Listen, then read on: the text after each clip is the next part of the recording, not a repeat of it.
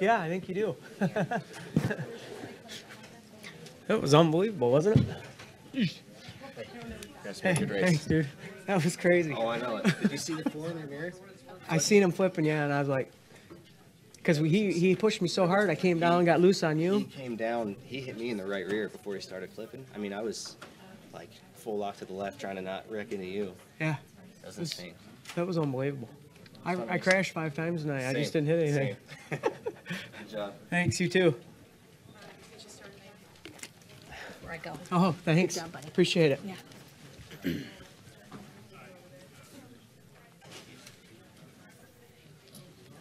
All right, we are now being joined by the race winners of tonight's NextEra Energy Resources 250.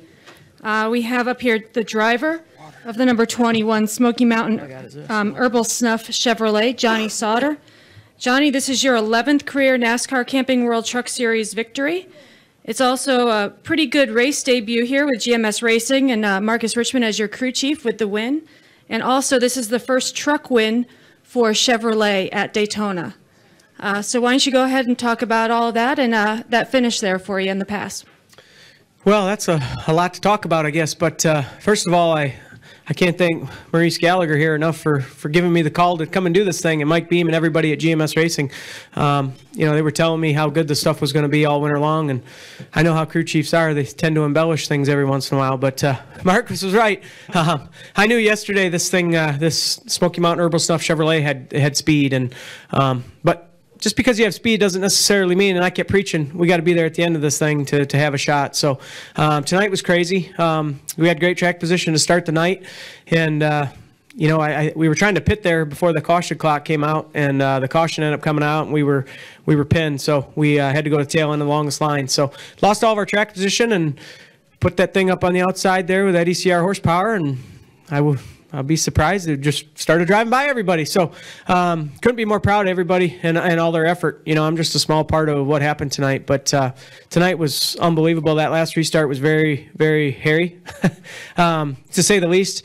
I thought I was in big trouble there. We lost momentum right initially when we got into turn one. And I thought, well, we're going to end up finishing 5th or 6th here. And next thing I know, the 4 truck come barreling back and pushing and hitting and banging and sideways. And thing picked up like 500 RPMs instantly, and here we came. Those guys didn't even have a chance to block. We had so much momentum, so much speed coming at them. So, and then I hope he's okay. I heard that they took him to the hospital. So, got to thank him for pushing me first of all, and then hope he's okay. But just couldn't be more proud of this effort. This is an opportunity that's. You know, I don't think I could put into words what this opportunity really means for me. And to get Chevrolet their first win in the Truck Series in 17 tries down here, that's extra special for me, growing up in a GM family. So couldn't be more proud of everybody. Great. Thanks, Johnny. And we're also joined by the race winning crew chief, Marcus Richmond. Marcus, why don't you go ahead and talk a little bit about that win and your first time on the box here for Johnny. Yeah, when Mike Beam gave me the call to ask me if I want to come crew chief Johnny Sauter at GMS Racing, I knew this was the right move for me. These guys here, they give you every tool to go win races, and Johnny's a good enough driver to go win every race. So this is just an awesome opportunity. Everybody at GMS have put in a lot of hours building new trucks. You know, we're working together. All my guys on the 21 team and the 33 team and the 23 teams, we all work together. And, you know, we just got one goal, and that's to get GMS in victory lane. And this is just so surreal. I never thought, you know, winning Daytona is this awesome, but I can't put it into words. But again, I just want to thank Maury and Mike and Ron and everybody that puts this thing together and gives us all this opportunity to go do what we love. Great. And we're also joined by our winning truck owner, Maurice Gallagher. Maurice, can you talk a little bit about bringing Johnny on board here and what it felt to win the first race with him? Well, winning the first race, winning at Daytona, I'm fairly young to this business in spite of my age, and it's something. I didn't know a lot about the race car, and there's a whole backstory I won't bore you with, but now that we're involved and we're doing things with people like Johnny and Marcus, Mike Beam, you know, my task to them was let's get out in front and let's go to the victory lane. Winning's what this business is all about. That's professional sports. And you got to have the right resources. It's got to be done properly, but good people, good product, good teamwork, you get it done. And Last year when we were talking about the next step up for us, we thought that we needed a really experienced, high-quality guy that could bring some wins to the shop. Other drivers that we have are good, but Johnny's pedigree speaks for itself. And first race, didn't get the pole. I mean, I'll have to talk to him about that. But he brought home the victory. So, yeah, he's a great addition. Great. All right, we'll now open it up for questions. We'll bring a wireless mic to you. Please state your name and affiliation when the mic gets to you. Dominic Ottago on the RacingExperts.com for Johnny. If you can just put into perspective a little bit more on what it's like to win at Daytona in your first race out of the box with the new team. Well, I mean, it's I honestly believe that we could win. I mean, I really felt that way when, the first time I went to the race shop down in Statesville there, it's unbelievable. I mean, all the resources that are at our disposal. In-house chassis shop with Levitt, and in-house body stuff with Bo and all the guys at the shop. That's kind of a rare commodity in the truck series. I mean, you just don't see that. And just all the people at the shop, everybody's positive and pumped up. And, they welcome me with open arms. When you see that, it makes you feel really good about the decision to do this. So I honestly can't say that I'm surprised that we're here. I mean, I felt like after practice yesterday that we had as good a truck as anybody. I knew we had raw speed. It's one thing, and we proved it tonight. I've always had trucks that maybe didn't qualify that great down here, but we were able to win once before. But when a truck runs fast by itself, it really runs fast in the draft too. So I did learn that tonight. But, like I said before, I'm a small part of that. But this is an unbelievable opportunity. And, to get my second win at Daytona to get our second win at Daytona is just unbelievable. I mean, this is a hard race to win. A lot of things have to go right, strategy, right place, right time. So just proud. This is awesome. I'll go next to Matt. Matt Weaver, Popular Speed, for both Marcus and Johnny. First impressions of the caution clock at Daytona, which is a little bit different than the rest of the schedule, but also what do you guys think you'll see teams do at Atlanta and beyond when that clock starts to run down?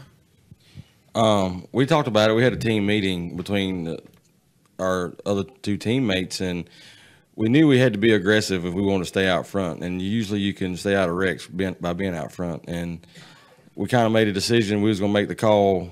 Whoever the team that was leading the other two was going to make the call. And I made the call to hit pit road. And I really hate it for Spencer, him getting run over by the 18 truck. I knew it was going to be chaos, and I really thought about making the call of pitting the lap before that so we wouldn't be in all that. And I really think it's going – I wish they could close pit road a couple, 3 minutes before the caution clock come out so we don't have this problem every week, at these other racetracks, Texas, Michigan. It'd make it so much nicer. I know we want to make it interesting for the fans, but we don't want to have tore up race trucks like we did tonight on a pit stop. Yeah, and I mean, I'll be honest with you. That was one thing that was weighing pretty heavy on me, even last night when I went to bed. Replaying the races through my mind. I was actually laying in my hotel room watching the 2014 truck race from Daytona and last year's race, and just seeing what was working and what wasn't working. But the one big variable that kept sticking out in my head was, this caution clock could really throw a wrench into everything. So, and as you saw, everybody was trying to get to pit road and beat the caution. So I don't know that we'll be able to necessarily do that next week, just because if you pit, you're probably you have to take tires at Atlanta, and there's, you're going to end up being trapped a lap down. So I'll let him decide what we do next week. I'll just do what he tells me. But I don't know. There's definitely some races that it's going to probably change the outcome of what we think could happen. Take our next question down here, and then we'll go to Chris. Zacatan's ready, front stretch. Can you describe the mindset of racing around rather new drivers? You had Grant Enfinger up there. You had a lot of younger drivers. You were still racing really, really aggressively. Can you talk about that mindset and if it ever changed throughout the night? Well, the first thing I do when I get to Daytona every year is walk through the garage and look at every truck.